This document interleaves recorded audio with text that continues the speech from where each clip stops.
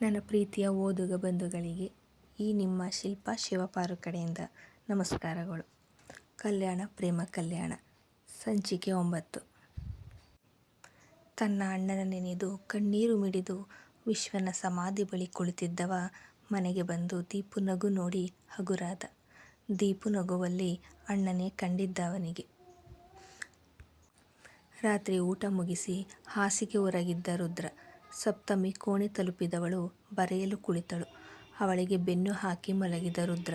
ಸಪ್ತಮಿ ತಡರಾತ್ರಿವರೆಗೂ ಕುಳಿತು ತನ್ನ ರಜಾ ದಿನಗಳ ಬರವಣಿಗೆ ಮುಗಿಸಿದ್ದಳು. ನಂತರ ರುದ್ರನತ್ತ ನೋಡಲು ಹೊದಿಕೆ ನೂಕಿ ಮಲಗಿದ್ದ. ಎದ್ದು ಅವನ ಪಕ್ಕ ಕುಳಿತಳು. ಭಯದಲ್ಲಿ ಹೃದಯ ಬಡಿತ ಜೋರಾಗಿತ್ತು. ಆದರೂ ಅವನ ಮೊಗ ನೋಡುತ್ತಾ ಉಳಿದಳು. ತಿಳಿಯದ ಭಾವ ಅವಳೊಳಗೆ. ಸಣ್ಣದಾಗಿ ತುಟಿ ಬಿರಿದವಳು ಹೊದಿಕೆ ಸರಿ ಮಾಡಿ ಚಾಪೆ ಮೇಲೆ ಮಲಗಿದಳು. ಗೆಳತಿಯರು ಛೇಡಿಸಿದ ಗಳಿಗೆ ನೆನಪಾಗಿತ್ತು. ಏನೇ ಸಪ್ತ, ಮದುವೆ ಆಗಿ 4 ದಿನಕ್ಕೆ ಬಂದಿದ್ದೀಯಾ? ನಿನ್ನ ಗಂಡ ಏನೂ ಹೇಳದೆ ಕಳುಹಿಸಿಕೊಟ್ರಾ ಎಂದು ಗೆಳತಿಯೊಬ್ಬಳು ಕೇಳಿದರೆ ಸಪ್ತ ಸುಮ್ಮನೆ ನಕ್ಕಿದ್ದಳು. ಅಬ್ಬಾ, ನಗೋದು ನೋಡ್ರೆ ಮೇಡಮ್ ಅವರು. ನಮ್ಮ ಸಪ್ತ ಮಾತಾಡೋದೇ ಕಡಿಮೆ. ಅದರಲ್ಲೂ ಹೊಸದಾಗಿ ಮದುವೆಯಾಗಿ ಗಂಡನ ಮುಂದೆ ನಿಂತು ರೀ, ನಾನು ಕಾಲೇಜ್ಗೆ ಹೋಗ್ತೀನಿ ಅಂದರೆ ಯಾವ ಗಂಡ ಬೇಡ ಅಂತಾನೆ ಹೇಳು. ಮುದ್ದಾದ ಹೆಂಡತಿ ಮುದ್ದಾಗಿ ಕೇಳಿದರೆ ತಪ್ಕೊಂಡು ಒಂದೆರಡು ಮುತ್ತು ಕೊಟ್ಟು ಹೋಗ್ಬಾ ಚಿನ್ನ, ನಿನಗಾಗಿ ಕಾಯ್ತಾ ಇರ್ತೀನಿ ಅಂದಿರ್ತಾನೆ ಎಂದಳು ಇನ್ನೊಬ್ಬಳು. ಸಪ್ತ ಸುಮ್ಮನಿರ್ರೆ ಎನ್ನಲು, ಯಾಕೆ ಮೇಡಮ್, ನಾಚಿಕೆ ಆಯ್ತಾ? ಈ ಫಿಲ್ಮ್ಗಳಲ್ಲಿ ತೋರ್ತಾರಲ್ಲ ಹಾಗೆ ಹೆಂಡತಿಗೆ ಮುತ್ತಿಟ್ಟು ಕಾಲೇಜ್ಗೆ ಡ್ರಾಪ್ ಮಾಡಿ ಬಾಯ್ ಹೇಳಿ ಗಾಳೀಲಿ ಮುತ್ತೊಂದು ತೇಲಿ ಬಿಟ್ಟು ಹೋಗಿರ್ತಾರೆ. ಸಂಜೆ ಆಗಿದ್ದೇ ಹೆಂಡತಿ ಮಿಸ್ ಮಾಡಿಕೊಂಡು ಗೇಟ್ ಬಳಿ ಕಾಯ್ತಾ ನಿಂತಿರ್ತಾರೆ. ಸಪ್ತ ಕಂಡ ತಕ್ಷಣ ಮುತ್ತಿನ ಮಳೆ ಸುರಿಸಿ, ಒಂದೇ ದಿನಕ್ಕೆ ನಿನ್ನಿಂದ ದೂರವಾಗಿ ಇರೋದಕ್ಕೆ ಆಗಲಿಲ್ಲ ಚಿನ್ನ, ನಾಳೆಯಿಂದ ಮನೇಲೇ ನಾನೇ ಪಾಠ ಮಾಡ್ತೀನಿ ಅಂತ ಹೇಳ್ತಾರೆ ಎಂದವಳ ಮಾತಿಗೆ ಸಪ್ತ ಅವರಿಂದ ದೂರ ನಡೆದಳು. ಯಾಕೆ, ಗಂಡ ನೆನಪಾದ್ರಾ? ಗುಟ್ಟಾಗಿ ಕಾಲ್ ಮಾಡೋದಕ್ಕೆ ಹೊರಟೆಯಾ? ಮೊದಲೇ ಮಾಸ್ ಹೀರೋ ಆಗಿದ್ದಾರೆ. ಬಿಯರ್ಡ್ ಲುಕ್ ತುಂಬ ಮಿಸ್ ಮಾಡ್ಕೊಳ್ತಾ ಇರಬೇಕು ನಮ್ಮ ಸಪ್ತ ಎಂದು ಕೂಗಿದ್ದಳು ಇನ್ನೊಬ್ಬಳು ಗೆಳತಿ. ದೂರ ನಿಂತವಳು ರುದ್ರನನ್ನೊಮ್ಮೆ ನೆನೆದಳು. ಒಲವಿನ ಕುಡಿ ನೋಟ ಬೀರದವನ ನೆನೆದರೂ ತನು ಕಂಪಿಸಿತ್ತು. ರುದ್ರನ ಮೊಗ ನೆನಪಾಗಿತ್ತು.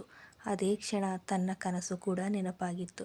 ಜೊತೆಗೆ ಗೆಳತಿಯರ ರೇಗಿಸುವಿಕೆಯ ಪರಿಣಾಮ. ರುದ್ರ ತನಗೆ ಮುತ್ತೊಂದು ನೀಡಿದಂತೆ ಭಾಸವಾಗಲು ಕೆನ್ನೆಗಳು ಬಿಸಿಯಾದವು. ಮಲಗಿದ್ದಲ್ಲೇ ರುದ್ರನತ್ತ ನೋಡಿದ್ದಳು. ನಿದ್ರಾದೇವಿ ವಶದಲ್ಲಿದ್ದ. ಅವಳ ತುಟಿ ಅರಳಿದವು. ದೀಪ ಆರಿಸಿ ಮಲಗಿದಳು.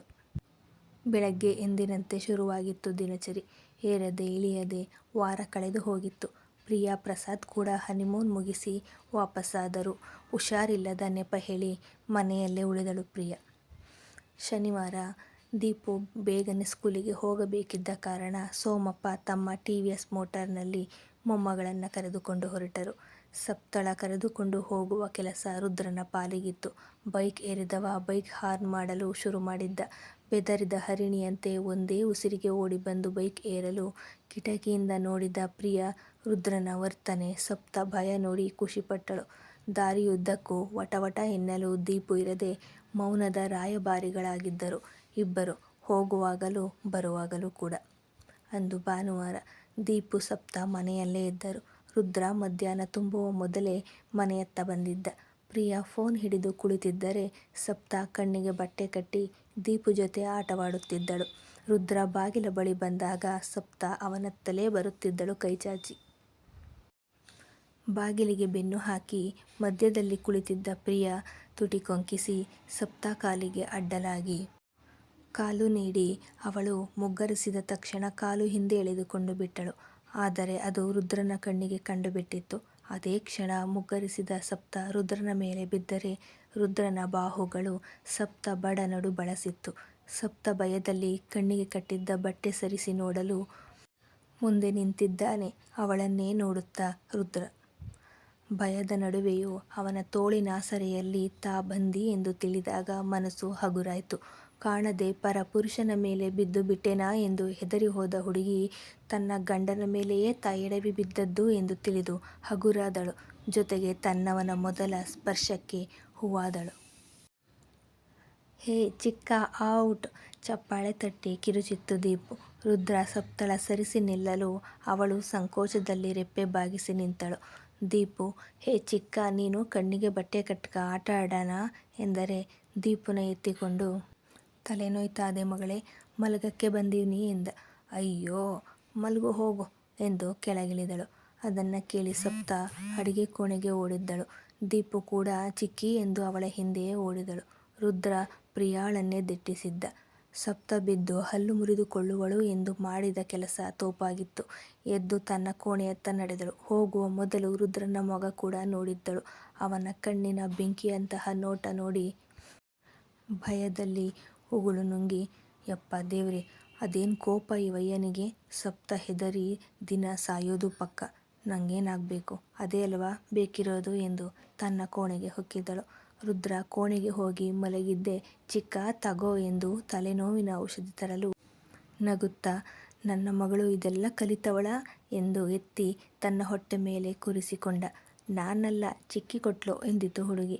ಬಾಗಿಲಲ್ಲಿ ಶುಂಠಿ ಟೀ ಹಿಡಿದು ನಿಂತಿದ್ದಳು ಸಪ್ತ. ಅವಳತ್ತ ನೋಡಿ ಪ್ರತಿಕ್ರಿಯಿಸದೆ ಮೊಗ ಪಕ್ಕಕ್ಕೆ ಹಾಕಿದ್ದ. ಟೇಬಲ್ ಮೇಲೆ ಲೋಟ ಇಟ್ಟವಳು, ಶುಂಠಿ ಟೀ ಕುಡಿದು ಮಲಗಿ, ತಲೆನೋವು ಕಡಿಮೆ ಆಗತ್ತೆ ಎಂದವಳು ಅವನತ್ತ ನೋಡದೆ ಹೊರಗೋಡಿ ಬಿಟ್ಟಳು. ರುದ್ರ ಸುಮ್ಮನೆ ಮಲಗಿದ್ದ. ದೀಪು, ಚಿಕ್ಕ, ಶುಂಠಿ ಟೀ ಅಂತೆ, ಕುಡಿ, ಚಿಕ್ಕಿ ಹೇಳಿದ್ದು ಕೇಳಿಸ್ಲಿಲ್ವಾ, ಪೆದ್ದು ಚಿಕ್ಕ ಎಂದು ಹಣೆ ಬಡಿದುಕೊಂಡಿತ್ತು. ಎದ್ದು ಶುಂಠಿ ಟೀ ಕುಡಿದವ ಬಾಗಿಲತ್ತ ನೋಡಲು ಅಡುಗೆ ಕೋಣೆಯಲ್ಲಿ ನಿಂತು ಇಣುಕಿ ನೋಡುತ್ತಿದ್ದಾಳೆ ಸಪ್ತ, ಕುಡಿಯುವನೋ ಇಲ್ಲವೋ ಎಂದು. ಲೋಟ ಇಟ್ಟು ಮಲಗಿದ್ದ. ಸಪ್ತ ಖುಷಿಯಾದಳು. ದೀಪು ರುದ್ರನ ಹಣೆ ಮೇಲೆ ವಿಕ್ಸ್ ಹಚ್ಚುತ್ತಾ ತನ್ನ ಪುಟ್ಟ ಬೆರಳಲ್ಲಿ ಹಣೆ ತೀಡುತ್ತಿದ್ದರೆ ರುದ್ರ ಕಣ್ಣು ಮುಚ್ಚಿ ಮಲಗಿದ್ದ.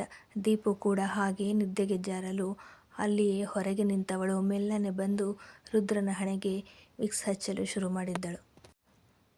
ರುದ್ರ, ಸಾಕು ಬಿಡು ಮಗಳೇ, ತಲೆನೋವು ಹೊಂಟೋಯ್ತು ಎಂದು ಹಣೆ ಸೋಕಿದ ಕೈ ಹಿಡಿಯಲು ಭಯದಲ್ಲಿ ಎದ್ದು ನಿಂತಳು. ಕೈ ಹಿಡಿದಾಗಲೇ ತಿಳಿಯಿತು ಇದು ದೀಪು ಕೈ ಅಲ್ಲ ಎಂದು. ಕಣ್ಣು ಬಿಟ್ಟವನ ನೋಡಿ ಸಪ್ತ ಅವನ ಕೈಯಿಂದ ನುಡಿಚಿಕೊಂಡು ಹೊರಗೋಡಿ ಬಿಟ್ಟಳು. ರುದ್ರ ಮತ್ತೆ ಕಣ್ಣು ಮುಚ್ಚಿದ್ದ.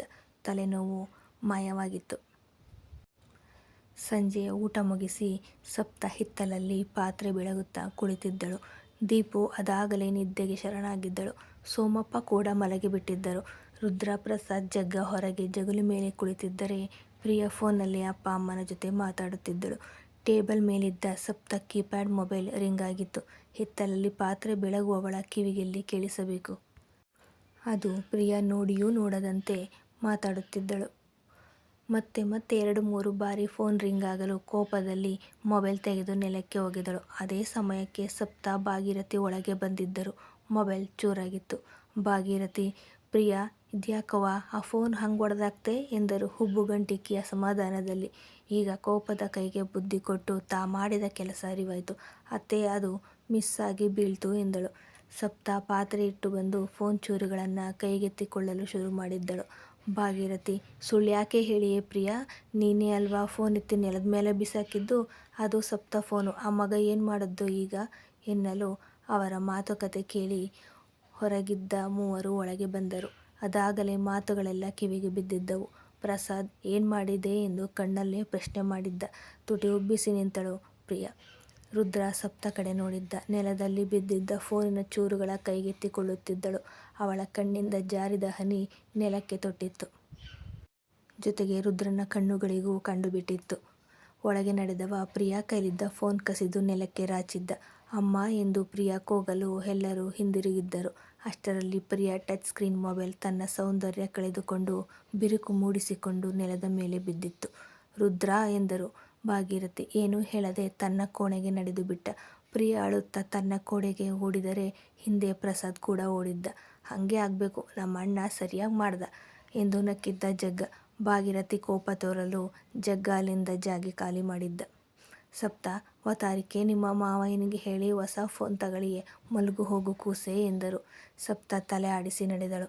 ತನ್ನವ್ವ 1 ರೂಪಾಯಿ ಕಷ್ಟದಲ್ಲಿ ದುಡಿದು ತೆಗೆದುಕೊಟ್ಟ ಪುಟ್ಟ ಮೊಬೈಲ್ ಕೂಡ ಅವಳಿಗೆ ಬಹುಮುಖ್ಯ. ಅದು ಹಾಳಾದದ್ದು ನೋಡಿ ನೋವಾಯಿತು.